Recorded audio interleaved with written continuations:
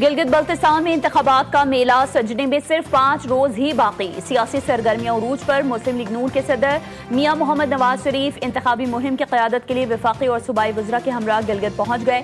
Peoples party کے رہنما خاتون اول آصفہ بھٹو زرداری بھی اسکردو پہنچ گئیں۔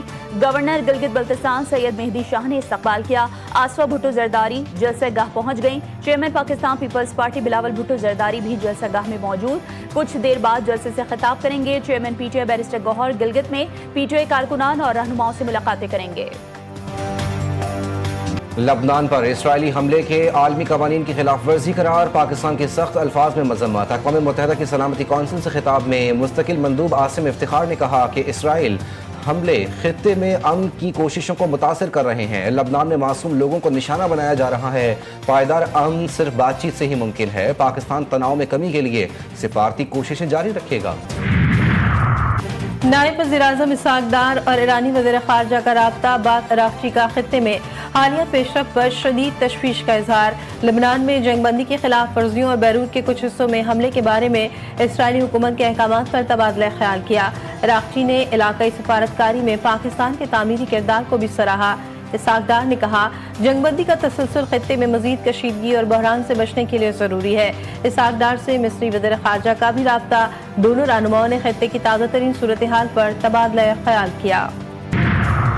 پاور سیکٹر کو سبسڈی، آئی ایم ایف نے نو مور کہہ دیا۔ عالمی مالیاتی فنڈ کی شرط پر آئندہ مالی سال کے بجٹ میں پاور سیکٹر کو سبسڈی میں 20% کمی کی تجویز۔ بجلی سبسڈی کا حجم جی ڈی پی کے 0.6% تک محدود رکھا گیا۔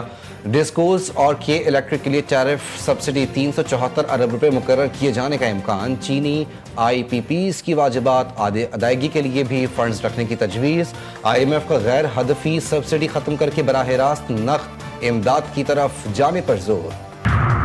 مہاجرین جموں کشمیر کے نشستوں کے خاتمے کا مطالبہ، فیصلے کا اختیار آزاد کشمیر کی سیاسی قیادت کے سپرد۔ وزیر اعظم شہباز شریف کی زیر صدارت آزاد کشمیر امور پر اعلیٰ سطح اجلاس کی اندرونی کہانی سامنے آ گئی۔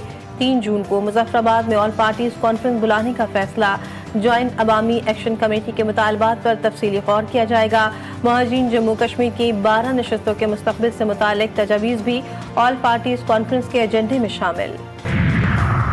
وفاقی وزیر داخلہ محسن نقوی کا نیشنل پولیس اکیڈمی کا دورہ، اپ گریڈیشن پروجیکٹ پر پیش رفت کا جائزہ اور اجلاس کی صدارت بھی کی۔ نیشنل پولیس اکیڈمی کو مرحلہ وار سولر انرجی پر منتقل کرنے کا فیصلہ، تمام کلاس رومز کو جدید آئی ٹی سہولیات سے لیس کرنے کی ہدایت۔ ایلٹ اسکول کی فائرنگ رینج اور باؤنڈری وال 2 ماہ میں مکمل کرنے کا ٹاسک۔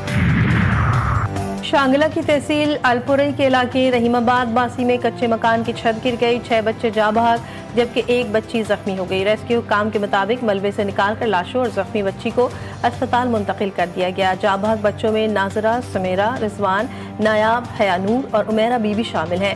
بچوں کی عمریں 5 سے 14 سال ہیں۔ مصطفیٰ عامر قتل کیس کے مرکزی ملزم ارمغان کا جیل انتظامیہ پر پیسے لینے کا الزام۔ عدالت میں پیش کرنے کے لیے بھی پیسے مانگے جاتے ہیں۔ ارمغان کا دوران سماعت بیان، کہا کہ میں نے والدہ اور وکیل کے حوالے سے پیسوں کا نہیں بولا تھا، فاضل عدالت سے سننے میں غلطی ہوئی، اس وقت بھی میں جیل انتظامیہ کو بول رہا تھا۔ ارمغان کے خلاف مقدمات کی سماعت 9 جون تک ملتوی۔ ہل پارک شہر کا آخری بڑا سبزہ زار اور تفریحی مقام ہے۔ سپریم کورٹ کے متعدد فیصلوں کے تحت ہل پارک کو تحفظ حاصل ہے۔ عوامی مقامات کو نجی یا تجارتی مقاصد کے لیے استعمال نہیں کیا جا سکتا۔ جماعت اسلامی کا موقف، ہل پارک پر پہاڑوں کی کٹائی کے معاملے پر سندھ ہائی کورٹ سے رجوع کر لیا۔ سیکرٹری بلدیات کے ایم سی، میئر کراچی اور دیگر کو فریق بنایا گیا۔ کراچی میں اعلانیہ کے ساتھ ساتھ غیر اعلانیہ لوڈ شیڈنگ کا سلسلہ بھی جاری۔ لیاری سرجانی میں 18 گھنٹے، گلستان جوہر، گلشن اقبال اور فیڈرل بے ایریا میں 8 گھنٹے بجلی بند رہنا معمول بن گیا۔ لوڈ شیڈنگ سے مستثنی علاقوں میں بھی بجلی کی طویل بندش جاری۔ شدید گرمی میں شہریوں کو شدید مشکلات کا سامنا۔ سندھ بھر کے عوام بجلی کی لوڈ شیڈنگ کی وجہ سے پریشان ہیں۔ سندھ کے سینئر وزیر شرجیل انعام میمن کہتے ہیں کہ اندرون سندھ شدید گرمی میں 22 گھنٹے کی لوڈ شیڈنگ ہے۔ کے الیکٹرک، ہیسکو، پیپکو کی نااہلی کی وجہ سے عوام کو پریشانی کا سامنا ہے۔ بجلی کمپنیوں نے انفراسٹرکچر پر خرچہ نہیں کیا، جو بل نہیں بھرتا صرف اس کی بجلی کاٹنی چاہیے۔ لائن لاسز پر پورے علاقے کی بجلی بند کر دی جاتی ہے۔ دنیا میں کہیں بھی کلیکٹیو پنشمنٹ نہیں ہوتی۔